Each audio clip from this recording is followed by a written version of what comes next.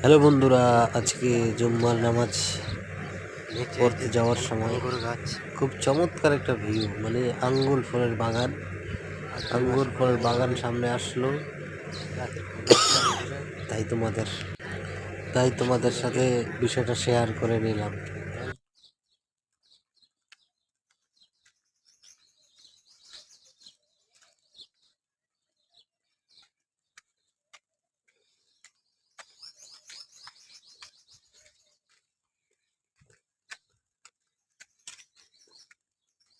এগুলো কিন্তু সব আঙ্গুর গাছ, আঙ্গুর।